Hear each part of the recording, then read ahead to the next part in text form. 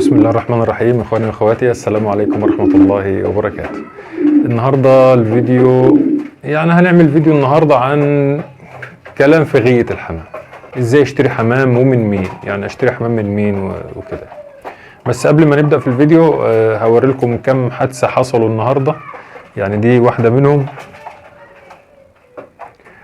طبعا ده زغلول بلاك، عمره يوم. طبعا هو ما فيش اي مشكلة، يعني في لبة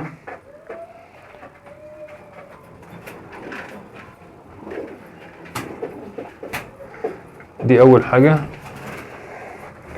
تاني حاجة بقى الحاجة الغريبة جدا، يعني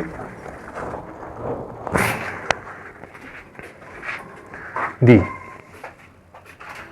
طبعا اسف على المنظر. يعني الحمامة دي مفطومة بقالها مثلا 5 ايام او 10 ايام، من 5 ل10 ايام. امبارح بالليل حطيتها في الغرفة السايب عشان خلاص بقت شبابات بقى، هنسيبها تشبب يعني عشان نعرف هي ذكر ولا انثى وكده ونسكنها وكده.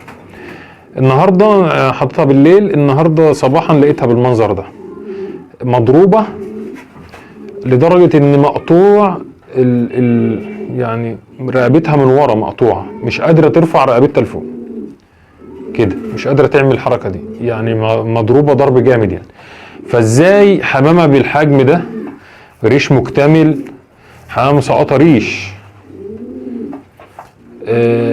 تقف تنضرب لحد ما يحصل فيها بالمنظر ده؟ طب انا كنت مودي معاها كام زغلول تاني، مش هي لوحدها يعني. فمش عارف ليه دي واقفة تنضرب، يعني دي واقفة بس كده تنضرب لدرجة ان قطعوا لها رقبتها من ورا. فدي هتندبح النهارده، يعني دلوقتي، يعني اخلص الفيديو هذبحها ان شاء الله. ولكن انا عايز اعرف يعني الناس القديمه في الغيه ليه حمامه زي دي بتطير، ريش مكتمل وحمامه معتمده وكل حاجه، تقف لحد ما يحصل فيها بالمنظر ده؟ يا ريت بقى اللي عنده رد يرد عليه.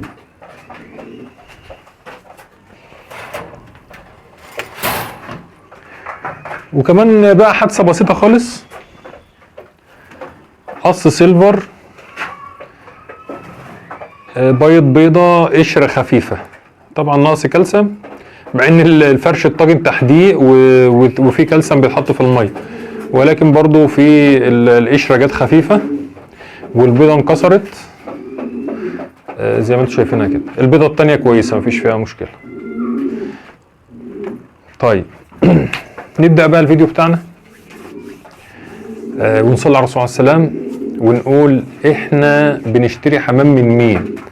يعني مثلا حد بيعرض حمام على النت مثلا بنص ثمنه اشتريه. طب في حد مثلا بيعرض حمام شغال اشتريه. طيب حاجات كتيرة بقى. يعني انا شايف في الاونة الاخيرة بصراحة في ناس مثلا زي ابو صدام مثلا، يحس ان هو اتشهر شوية وبقى ليه اسم في السوق، يعمل ايه بقى؟ يشتري حمام من الناس ويبيع باسمه. وديت حركه يعني منتشره شويه في الفتره الاخيره. فانا يا ريت بقول للناس اللي بيشتري حمام من حد مشهور، هعتبر نفسي مشهور يا جماعه، معلش يعني اعذروني عشان اعمل المثل على نفسي، ما اذكرش اسامي حد. يعني انا شايف اسامي ما شاء الله لها صيت وباع كبير في غايه الحمام، خصوصا اللحم الفرنساوي. يعني حد يدخل يطلب ذكر لاحم، يدخل يقول له عندي.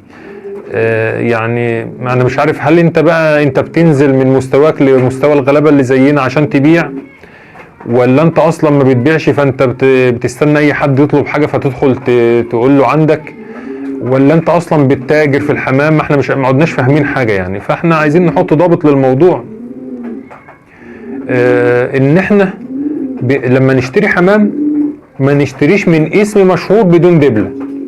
يعني انا هعتبر زي ما قلت لكم، طبعا انا اقل واحد فيكم، ولكن انا بضرب الامثله على نفسي عشان ما اذكرش اسامي حد يعني. دي مجموعه زغاليل شبابات، يعني وانا لسه على باب الله يعني قال لي زغلول لابس دبلتين. فما يبقاش انت راجل عندك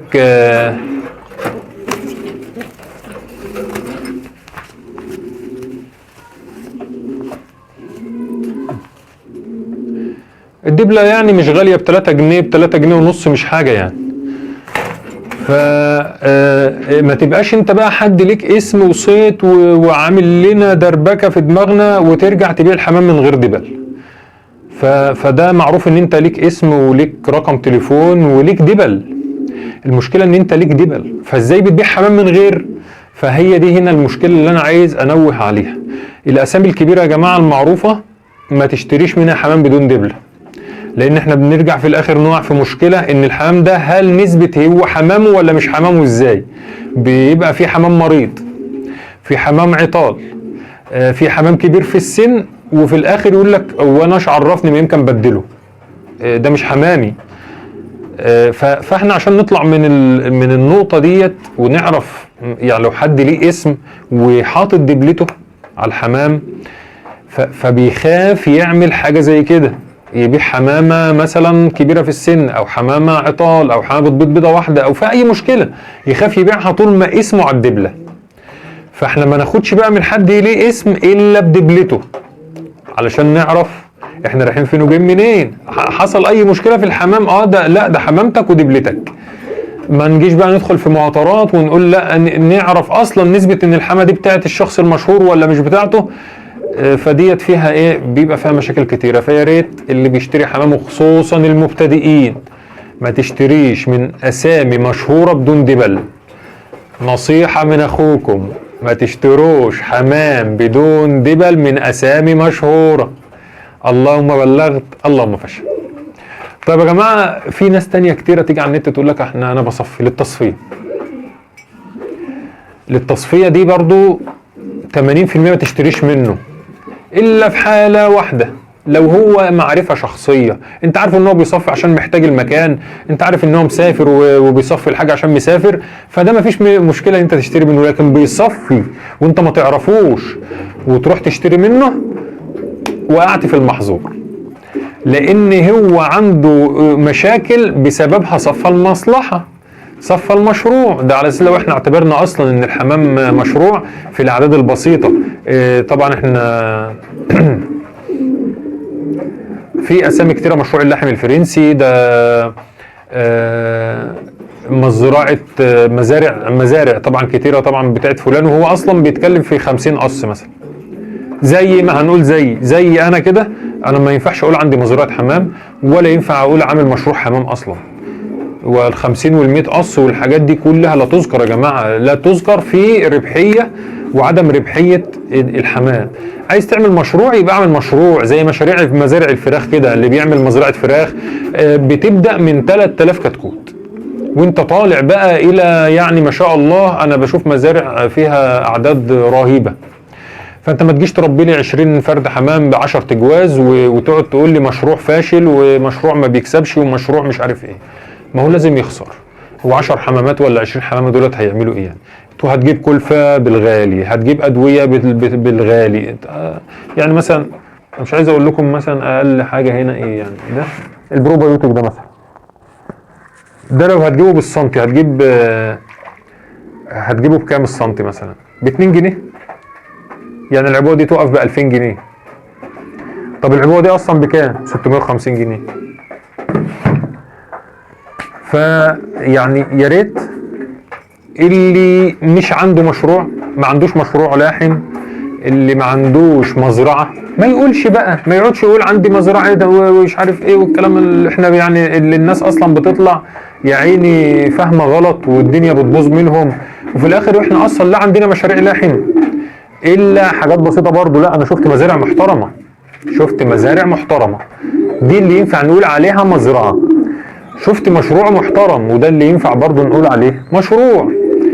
لكن يعني انا والله العظيم انا مش بقلل من حد يا جماعه ولا حاجه، انا واحد منهم، لا عندي مزرعه ولا عندي مشروع، لا عندي مزرعه حمام ولا عندي مشروع حمام. في ظل الاعداد البسيطه دي، شويه سلكات على شويه اوض فوق شويه حمام، ده مش مشروع ولا ده اي حاجه، ده غيه.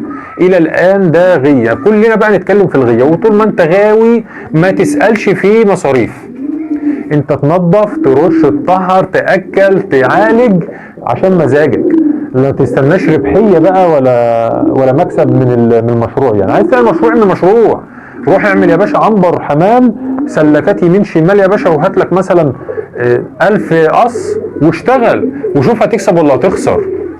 لكن ما تجيش تربي لي 10 تجواز وتقول لي انا بخسر والحمام بيخسر وده مشروع فاشل. وقرفنا على النت بقى كل اللي بيتكلموا دول 5 تجواز 3 تجواز، والله وانا واحد منهم. يعني انا في ناس بتكلمني يعني بيتكلموا ده مشروع فاشل، ده ما بيجيبش اكله ما بيجيبش همه، ده انت يعني عامل مشروع ب4 تجواز حمام وعايزه يكسب. والله ما يحصل، والله ما يحصل. ليه؟ انا عندي بره 3 فرخات بياض وديك دولت بقى. انا عندي كده مشروع فراخ بياض. اقول بقى ادخل بقى على الناس بتوع الفراخ، ده مشروع الفراخ البياض فاشل، محدش يعمل المشروع ده اصله فاشل. هم 3 فرخات والله العظيم 3 وديك بناكل منهم بيض. طيب ده بقى انا كده عندي مشروع فراخ بياض؟ اكيد لا. ما ينفعش اتكلم عن المشروع بقى واقول لك مشروع فاشل ومشروع ناجح والفراخ بتبيض مش عارف ايه والعلف غيله والكلام الفاضي ده. ما ينفعش اتكلم فيه اصلا، ولا ينفع اقول لحد ان انا عندي فراخ بياضه اصلا. تمام. فاحنا يا جماعه برضو اللي عنده 3 4 تجواز زي حالتي كده ما يقعدش يحبط الناس. هي في الاول وفي الاخر غيه ومزاج. انت كفايه كوبايه القهوه بتاعتك، كوبايه الشاي، تطلع تشرب قهوتك شايك مع الحمام، كفايه علينا لحد كده. عايز تعمل مشروع بقى اتفضل اعمل مشروع، اعمل بقى عنبر وهات 1000 قص واشتغل بقى، هات كلفه بقى بالطن والدنيا تمشي بقى كده، يبقى عندك انتاج يومي او اسبوعي والدنيا تمشي وده يكمل ده، هتكسب ان شاء الله. لكن ما تجيش على 3 4 تجواز يا جماعه وتقول لي ايه عندك مشروع. فنرجع بقى لمرجوعنا، ما نشتريش من مين بقى؟ ما نشتريش من اللي بيصفي المشروع. انا عامل غرفه زي كده فيها سلكات، بهد العمل ده كله، ببيع السلكات عشان بصفي، ببيع الحمام عشان بصفي، ما تاخدش مني الا في حاله واحده، تعرفني معرفه شخصيه وعارف ان الحمام كويس وعارف ان انا عندي ظروف، يا اما محتاج المكان يا اما مسافر، او يا اخي محتاج فلوس بصفي الليله دي عشان محتاج فلوس. فانت عارفني معرفه شخصيه اشتري، ما انت عارف الحمام وعارف الدنيا وعارف ان انا فعلا بقول ان انا ماشي مسافر او محتاج فلوس، فاشتري مني مفيش مشكله. لكن واحد بيهد الدنيا عشان ما نفعتش معاه وفشلت تروح انت تشتري منه، انت كده بتشتري الفشل، انت كده بتشتري الفشل. زي زمان الناس اللي ضحكوا علينا وقالوا ان هم جايبين حمام من مزارع دينا. هنعيد الموضوع طبعا في فيديو في كذبه ابريل اسمه مزارع دينا، يا ريت اللي ما سمعوش يسمعوا. قالوا لنا ان هم جابوا مزارع دينا كانت بتصفي الحمام. يعني بالعقل انا غاوي حمام اروح اشتري من مزرعه وكيان بيصفي؟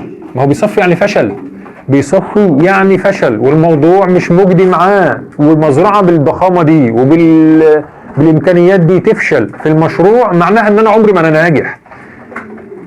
تمام.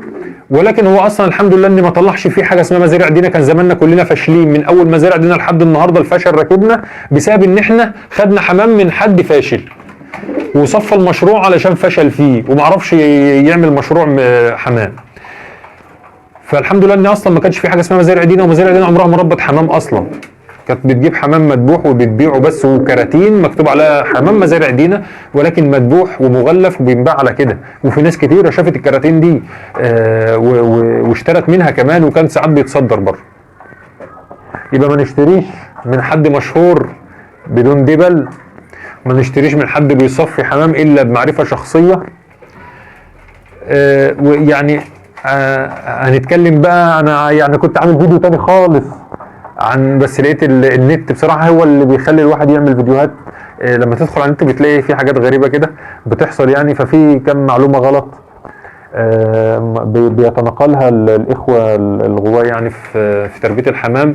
من ضمنها ان البيضه فيها ثقب، بيضه الحمام البيضه فيها ثقب والغشاء الداخلي فيه ثقب برضه عشان الزغلول اللي جوه يتنفس. دي طبعا يا جماعه معلومه غلط، وان شاء الله هنحاول نعمل لكم عليها فيديو مفصل.